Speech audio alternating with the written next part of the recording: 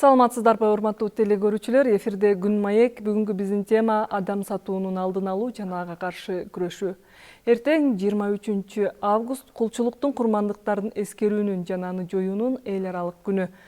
Албетте, адам укуктары корголгон мыйзамдуу заманда жашап жатканыбыз менен адам сатуунун курмандыгына айлангандар жок эмес. Ал эми адам сатуу бул кулчулуктун заманбап түрү. Андыктан дүйнөлүк деңгээлде адам сатуунун алдын алуу жана ага каршы күрөшүү боюнча түрдүү иш-аракеттер жасалып келет. Биздин өлкөдө 2022-2025 жылдарга Кыргыз Республикасында адамдарды сатууга каршы күрөшүү жана алдын алуу боюнча программа кабыл алынып, анын негизинен маалыматтык стратегия түзүлүп, иш-чаралар планы иштелип чыккан. Учурда адам сатуунун алдын алуу жана ага каршы күрөшүү боюнча кандай иштер жасалып жатат жана бул багытта жерлерде кандай иштер алынып барылууда. Бүгүнкү көрсөтүүдө сөз кылабыз. Бүгүнкү биздин студиябыздын коноктору Кара Суу райондук эмгек социалдык камсыздоо жана миграция башкармалыгынын башчысы Кочкорбаев Нурланбек Расулович. Саламатсызбы? Жана ошондой эле Ош шаарынын, Ош облусунун алдындагы адамдарды сатуунун алдын алуу жана ага каршы күрөшүү боюнча координациялык кеңештин мүчөсү Кыдырмышев Мирлан Нурмаматович. Саламатсыздарбы? Студиябызга кош келипсиздер. Жогоруда белгилеп кеттик. Адам сатуу фактылары азыркы бүгүнкү күндө жок болгону менен бул дүйнө жүзүндө дагы белгилүү, дүйнө жүзүндө дагы мындай фактылар бар жана адам сатууга каршы күрөшүү боюнча дүйнө жүзүндө биргеликте мамлекеттер ортосунда иштер жүргүзүлүп келет. Негизи эле адам сатуу деген эмне? Аны кантип аныктайбыз? Бул кулчулуктун заманбап формалары кандай? Мына ушул боюнча түшүнүп бере кетсеңиз. Адам сатуу деген негизи заманбап кулчулук деп эмне айтабыз? Адамдын эмгегин алдап, мажбурлап, ошону жасаган эмгектин эксплуатациялап туруп, эмгек маанайын тартып алуу. Адам тапкан баалыгын негизи ошо адамды алдап, аны кулга айлантырып, ал жасаган эмгегин өзүнө тартып алуу. Адам сатуу негизи бул оор кылмыш, бирок такташтагы өзгөчө кыйын, себеби анын көп түрлөрү бар. Адам сатуунун түрлөрү аябай көп. Бул эмгек эксплуатация, сексуалдык эксплуатация деп айтылат. Дене эксплуатациясы болуп кетет да, ошондуктан адам сатууну аныкташы кыйыныраак болот. Мисалы негизи эл аралык практика айтылганда 8 сааттан жогору эмгектенген ишканада бул кулчулуктун бир түрү болуп калат. Эгерде 14-16 саат адам иштесе, бул кулчулуктун бир түрү. Бул эмгек эксплуатацияга кирип кетет да, эксплуатациялоо. Бизде негизи иш кодекси боюнча эмгек кодекси боюнча 8 саат иштегенге укуктуубуз. Андан тышкары биздин иштеген акыбызга өзгөчө төлөнүп бериш керек. Эгерде 8 сааттан ашып кеткенде, бул уже эксплуатация кирип кетет. Эмгек эксплуатация деген бул өзгөчө оор берене, ага дагы өзүнчө айып бар. Түшүнүктүү. Албетте, мына ушул адам сатуунун алдын алуу жана аны болтурбоо боюнча бизде бийлик тарабынан дагы атайын программа иштелип чыгып, азыр бул ишке ашырылып келет. Быйыл 2025 жылы бул программа дагы аяктоо алдында турат. 2026-дан буюрса жаңы программа ишке кирет. Негизи эле ушул программанын негизинде жергиликтүү бийлик кандай иштерди жүргүзүп келесиздер? Негизинен биздин министрлик тарабынан, Кыргыз Республикасынын эмгек, социалдык камсыздоо жана миграция министрлиги тарабынан дагы бул программанын негизинде бир топ иштер аткарылып атат. Айта кетчү нерсе, бул ошол сыртка чыккан мигранттарды дагы ошол ар биринин өзүнүн укугун, ошол жака чыкканда кандай бир тартиптерди иш алып баруу боюнча да иш алып барып атат. Андан сырткары бул бизде Ош облустук ыйгарым укуктуу өкүлчүлүк тарабынан администрацияга дагы тапшырмалар келип, координациялык кеңешмелер өткөзүлгөн. Координациялык кеңешменин негизинде жерлерде биз элдерге түшүндүрүү иштерин жүргүзүп атабыз. Ал жерде бул адам сатуунун курмандыктарынын алдын алуу бул негизи эле биз служба ушул эмгек социалдык камсыздоо жана миграция башкармалыгы же бир укук коргоо органдары тарабынан эмес, бул жерде баардык коомчулук тарабынан кеңири жеткирип алыш керек. Ал жерде билим берүүдө, саламаттык сактоодо укук коргоо органдары менен биргеликте чогуу жерлерде түшүндүрүү иштерин жүргүзүп атабыз. Азыр эми Кара Суу районунда боюнча айта кетсем, негизинен биздин район эң чоң район. анын ичинде ички мигранттар да бар. Ал жерде ошо биздин чоң мамлекеттик базар болгондуктан ушул жерде дагы ушундай көрүнүштөр болдурбаш үчүн алдын ала иштерди алып баратабыз.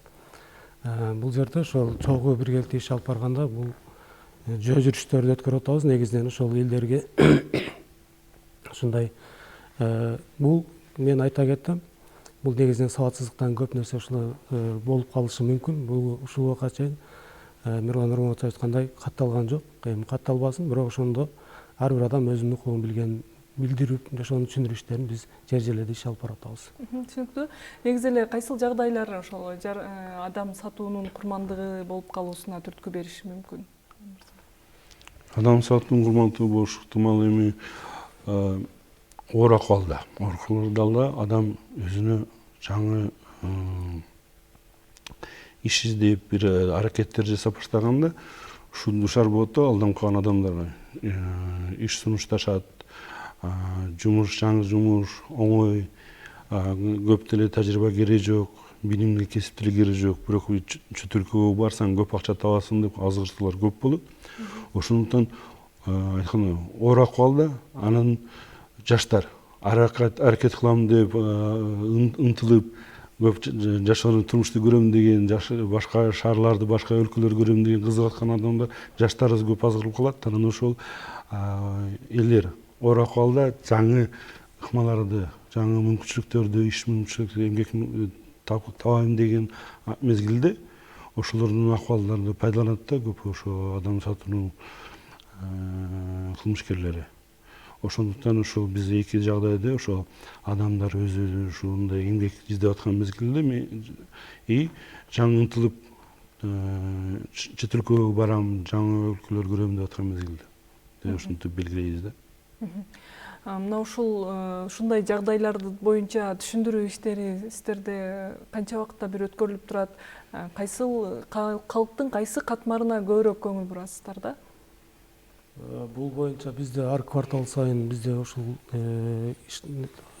бар боюнча иштерибиз алып барат. Бул квартал сайын ушул коллегалар отурумдарда негизинен тапшырмалар көбүнчө ошолорго берилет. Ошол жерден бул негизинен аз камсыз болгон үй бүлөлөрдүн деңгээлинде ошондой көбүрөөк ушуларга душар болушат да, ошол адам сатууга. Ошол көпчүлүгү ошол жашоо шартына карап туруп ошондой немеге душар болуп калышы мүмкүн. Калктын айырылуу катмарында. Ошого анан азыркы күндө эми бул нерсенин дагы бир өзгөчөлүктөрү мына ар кыл сайттар бар. Ушулар боюнча да адамдар көбүнчө ушулар боюнча түшүндүрүү иштеринде негизи мурункуга караганда азыр көпчүлүгү ушул программалар боюнча чыккан жарлыктар, министрлик кабинетинин токтомдорун, тескемелерин боюнча биз жер жерлерде ошол боюнча көбүнчө түшүндүрүп кетебиз. Ошолорду дагы ар бир кылган иштерибизди биз сайттарга чыгарып, ошол министрликтин сайтына, администрациянын сайтына ошону чагылдырып келебиз. Ошонун негизинде элдерге мурункуга караганда азыр көбүрөөк жеткиликтүү маалымат жетип жатат деп ойлойм. Анан ошондой эле негизги жергиликтүү бийликтин алдында ар бир аймактарда ушул адам сатуунун алдын алуу жана ага каршы күрөшүү боюнча координациялык кеңештер түзүлгөндүгүн жогоруда белгилеп кеттик. Сиз ошол координациялык кеңештин мүчөсү катары айта кетсеңиз, бул координациялык кеңештин негизги максаты эмне? Алар кайсыл багытта иштерди алып барышат? Эң биринчиден ушул координациялык кеңештер ушул жергиликтүү бийликтин алкагында түзүлгөн. Эң биринчи ошо адам сатуу фактыларына реакция кылуу, өзүнө көңүл буруп ошого аракет кылып жасоо. Кийинки максаты ошо адам сатуунун алдын алуу.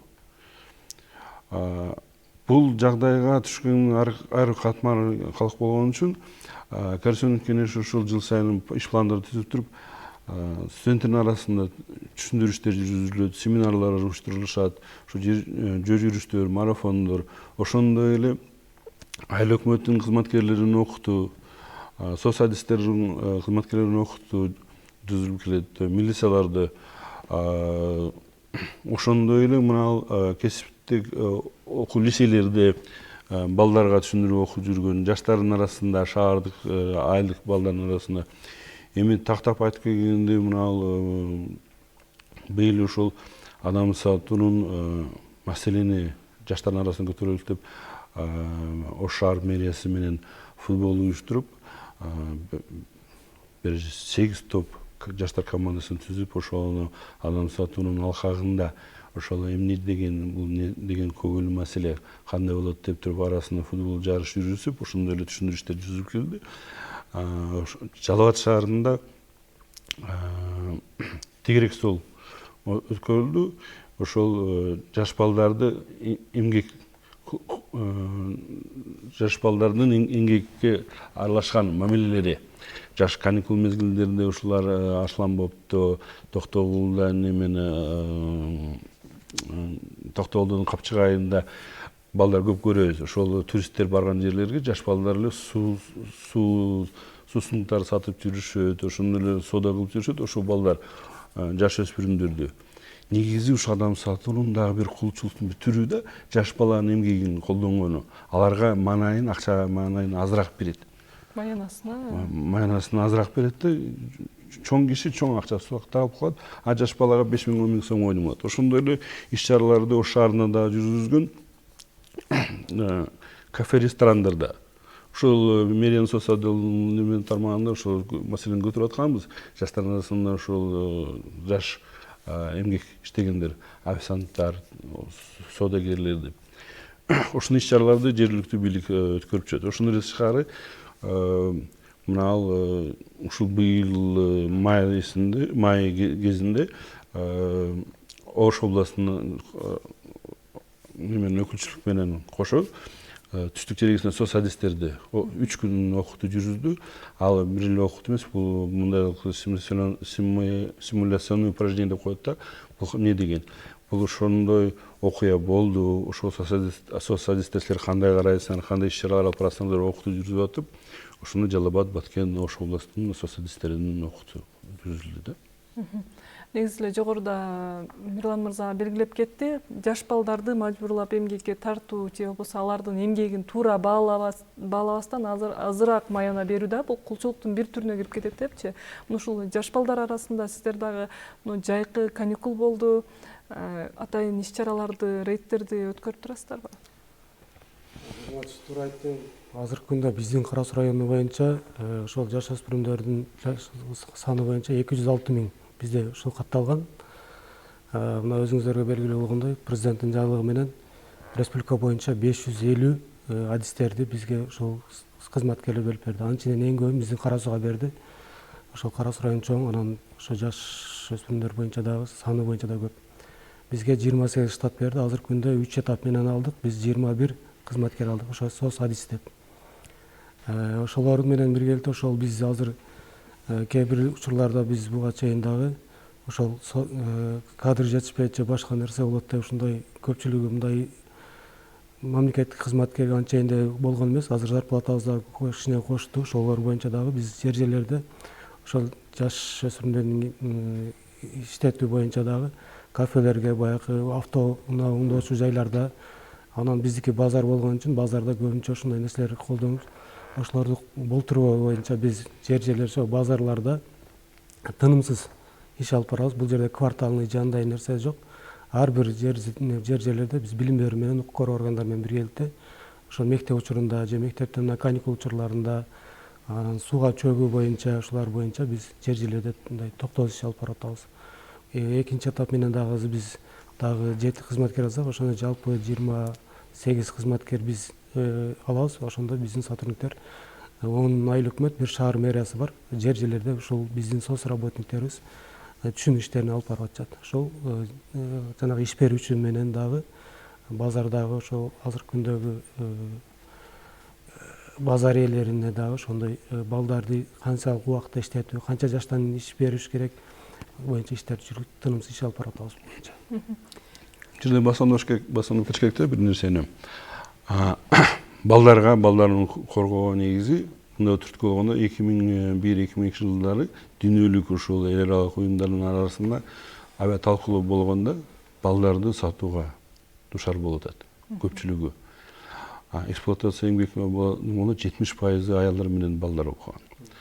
Анан Кыргызстанда ошол эл аралык уюмдардын аралашып жүрөт да келишимдердечи. Анан ошондо Кыргызстанга өзгөчө мындай кеңеш бергенде ошо балдар багытта, балдар коргоо багытта көңүл буруп койгула деп. ошонун негизинде мамлекет көп аракеттер кабыл алды. Бала сатуу беренеси өзгөчө бөлүнүп чыгып мурун жок эле ал кабыл алынды. Бала сатуу деген өзүнчө берене өтүп, баланы коргоо максатында изилдөө жүрүп атып, балдарга көңүл бурган үчүн фактылар тактап чыгып калды. Роддомдорду сатуу, бишектеги баягы балдардын наристелери сатуу, адам сатуу болуп, курмандыктар болуп, балдар чыгып калды. Түштүк жергесинде балаларды төрөгөндө подмена болуп, алар алмашып кетти. Ошол мезгилде Кыргызстанда көбүнчө бир 50-60% ошо балдар курмандыгы аныкталып калды да. Негизги ошол мезгилде балдарга коргоо бир эле адам сатуу эмес, ошондой үй бүлөлүк зомбулук негизинде чыгып атып, баягы балдарга көңүл бурган үчүн балдарды өкмөттүн токтому негизинде балдарды баарын коргоого үй бүлө эмес, үй кыдыруу негизинде азыр мына жергиликтүү бийлик бүт баардыгын, айрыкча мигранттын балдарын тактап, аныктап азыр так саны бар. Эгерде бизде мигранттардын саны так жок болсо, бизде мигранттын балдарын жана жаш балдардын азыркы так саны бар да. Жергиликтүү бийликте, областтарда балдардын кеңеши түзүлгөн, балдар коргоосунда. Ошондой эле адам сатуунун курмандыгы балдар болбосун деп беренелерди өзгөчө берене ачты, бала сатуу. Ошондой эле балдарды тартууга ушул багытта алардын айып немесин эки эсе көтөрдү. Мисалы, адам сатуу жөнөкөй киши 3,5 жылга чейин айыпталынса, баланы тартуу уже оор берене отуруп, аны 5 жылдан 8 жылга чейин, эгер чет өлкөгө качып кетсе, уже 5 жылдан 8 жылга чейин деп баланы өзгөчө коргоого алды да, балдарды өзүнчө көзөмөлгө алып, азыр балдарды ошол негизинде балдарды чет өлкөгө паспорт болсун, жашы жетелик болсо паспорт болсун деген отуруп, багытта ушу балдарды коргоого көп аракеттер жасап туруп, азыр акыбалы жакшы. Азыркы негизи Нурлан Расулович тактап берет. Кара сууда так саны бар балдардын. Ошондой эле Ошто, Кара сууда, Арванда бизде балдарды, мигрант балдардын уже так саны көзөмөлгө алган. Алар соцсадистердин өзүнчө контролдо. Анан оор акыбалга түшүп калгандар, алар ОПСдин үй бүлө коргоо бөлүмүнүн башчылары сөз болот. Балдарда кандай кылмышка аралашып калса, кандай курмандык болуп кетсе, сөзсүз балдарга коргоо бөлүмдөрү барып коргошот. Негизи ошол Кара сууда дагы ошол көбүнчө ошол мигранттардын балдары, анан эмгек миграциясына кеткендер, мына ошол катмардагы калып көбүрөөк ушул адам сатуунун курмандыгына айланып калуусу мүмкүн деген мүмкүнчүлүктөр бар да. Сиздер дагы ушул багытта иш алып барасыздарбы? Сиздерде ошол мигранттардын балдары боюнча кандай иш жүргүзөсүздөр?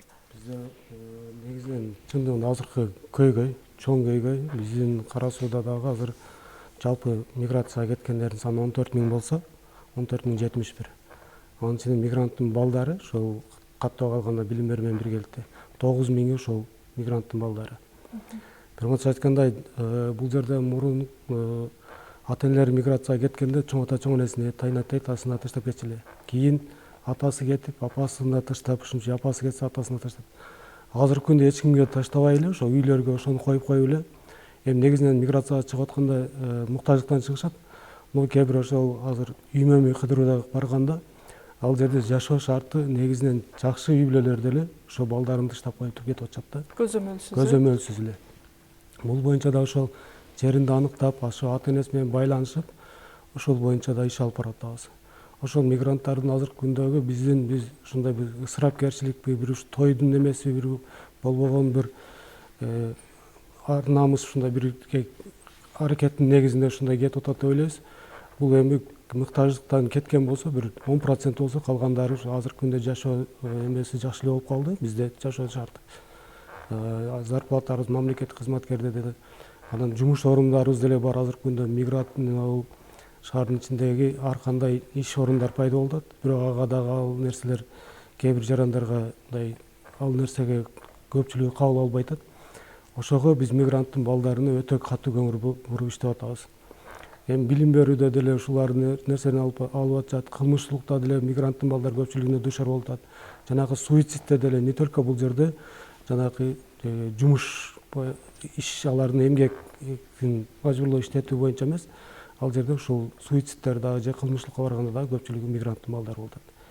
Алардын айтам деген буларда ата энесинин орду бир башкача, чоң ата чоң эне тарбия алганда ал жерде анын курсагын тойгозуп кийимин кийгизип койсок ошону баласына берсек болот. Бул жерде балага ал эле эмес, ата эненин дагы бир тарбиясы жогорку орунда деп ойлойм. Демек бул аярлуу катмардын бири болуп эсептелет, бирок ошол эле учурда азыркы биздин замандаштарыбыз азыркы учурда адам сатуу жок, бул кулчулук деген жок, бул илгерки заманда болгон деген пикирде жүрүшөт да. Бирок ошол эле учурда бул адам сатуунун жана кулчулуктун заманбап формалары бар экендигине токтолуп кеттиңиздер. Ал эми ошол адам сатуу фактысы аныкталса же анын кулчулуктан курмандыгы болгондугу анык болсо, ошол жаран менен андан ары кандай иш алып баруу бул программада, улуттук программада көрсөтүлгөн да. Кантип иш алып баруу зарыл? Эми адам сатуу курмандыктарга жардам берүү негизи өкмөттүн токтому бар. Ал жергиликтүү бийликтин алкагында ведомство аралык комиссия түзүлгөн. Ошо комиссиянын эң биринчи милдети ошо адам сатуунун курмандыктарды аныктап, тастыктап, аларды бекитип берүү. Аныктагандан кийин көп тараптуу программа ошого жардам берүү. Ал жерде каралган медициналык жардам, медицина дегенде ошол немени тез жардам деле эмес, санитарно-курортный, восстановительный деген ушундай реабилитационный. Баягы медицина жардам десе скорый помощь келип эле жардам берүү менен кетип калган эмес. Көп узартып комплексте аны ден соолугун чындап, ден соолукту иреттеген. Анан социалдык тармактан социалдык коргоо неме алганда аны өзгөчө аныктап, социалдык статус берип, ал оор акыбалдагы, ал майыппы, ал убактылуу оор акыбалдагы үй бүлөбү деп туруп өзүнчө статус берилет.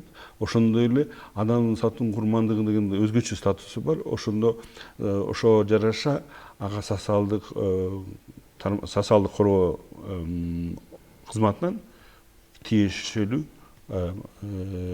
кызматын ала алат. Ошондой эле чыгары юридикалык. Бул юридика дегенде бир эле сотто анан эле кылмышкерлерди айыптап, аларды кууган эмес, бирок эле ошондой эле юридикалык дегенде бул документтерди кайра неме алганы, толуктогону, жоготкон документтер, паспорт болобу, калыбына келтирүү, кабыл келтиргөнү, үй бүлө документтерин, өздүк документтерин тактоо. Ошондой эле ошол эле комиссиянын алкагында эгерде мажбур муктаждыгы болсо, ошо курмандыктын балдарынын бекер окууга киргизүү, окутуу, бала бакчага, окуу жайга, жогорку окуу жайга аларда өзгөчө беренелер каралган. Ошондой эле көп тармактуу мамлекеттик жардам бар. Каралган берене менен такталган, алар ошо бүт кызматтар ага акысыз бекер берилет. Бирок ошого алганга ошол комиссия аныкташ керек. Бул адам сатуунун курмандыгы деп. Эгерде адам сатуунун курмандыгы ошол комиссиядан аныктап туруп документ алып кабыл алгандан кийин ал уже жергиликтүү бийликте аткаранга милдеттүү. Кошумчалай кетсем, бул негизинен ошол кабыл алгандарды бүт баардыгына жанагы юридикалык жардам, медициналык жардам берилгени менен алардын бир анонимдүүлүгү дагы сакталат. Негизинен аларды ошол сакталганы менен биргеликте эле аларды ошол прямоюнча айткандай коомчулукка да аралаштыруу системасы бар да. Ошол боюнча да программада камтылган, ошол боюнча иш алып барылат. Демек аларды коомго аралаштыруу, социалдаштыруу. Анын бир аныктама, адам алып бүт эле ошол кызматтарга кайрылбайт. Ал ошо бир комиссияга эле барылат. Ошо комиссиядан аныктап эле болдуруп уже чечим чыгартып, ошол комиссия муктаждыгына карап, бул мындай кызматка муктаж экен. Мисалы, бул медицинага, бул социалдыкка, бул укук коргоого керек жок экенин туруп аныктап туруп коет. Адам сатуунун курмандыгы ал бүт немеге, органдарга, кызматтарга өзү кайрылбайт. Комиссия эле кайрылат, болду. Комиссия өзү чечип аныктап туруп, анан колуна кагаз берет, тиркөмө берет и соцсадисти бекитип берет. Соцсадис менен анан кийин ошол документтерди восстановлениялабы, баланы окууга киргизеби, өзүнө баягы жөлөк пул алып береби деп ошентип соцсадис анын программасы, реабилитациялык программа бүткүчө ошол социалист аны менен кошо жүрүт, соцсопровождение деп айтылган. И ошол баягы биздин президентибиз ошо балдарга деп неме кылган адистердин ошолордун түз кызматында болот да. Демек, адам сатуунун курмандыгы болгонун кээ бир адамдар өздөрү дагы байкабай калышы мүмкүн. Бирок ошол эле учурда, билген учурда токтоосуз түрдө кайда кайрыла алышат жарандар? Эң биринчиден ушу курман болгон адам өз негизинен милицияга кайрылыш керек. Мен ушундайга душар болдум. Милициянын уже немелери, адистери өздөрү тактап туруп жөнөтөт. Ошондой эле бир эле милиция эмес болсо жергиликтүү ошо медицина кызматкерлери үй бүлөлүк врачтарга барганда алар деле ошо Стамбульский протокол негизинде алар деле анықташат. Негизги иш коркпош керек деп 102-ге кайрыла бериш керек. Эгерде ушундай фактылар болсо, эгерде даже сиз өзүңүзгө ишенбей, бул факт эмес десе туруп кайрыла бериш керек, адистер өздөрү аныктап, өздөрү неме чечим чыгарат. Бул адам сатуу курмандыгы же адам сатуу курмандыгы эмес, бул башка курмандыгы деп аныктап беришет. Адам жаран өзү негизи серепчи эмес. Мен кандай экенмин, мен кандай курмандыгымын депчи. Ал просто кайрылыш керек өкмөткө. Өкмөттүн биринчи укук коргоочулар ушу 102 милициясы. Аныктап чыгат. Чоң рахмат студиябызга келип, бүгүн ушул адам сатуунун алдын алуу жана ага каршы күрөшүү боюнча өзүңүздөрдүн оюңуздарды бөлүшүп, кызыктуу маек куруп бердиңиздер. Ал эми урматтуу теле көрүүчүлөр, ушуну менен бизге бөлүнгөн убакыт дагы соңуна келип жетти. Биз сиздер менен коштошобуз. Саламатта калыңыздар.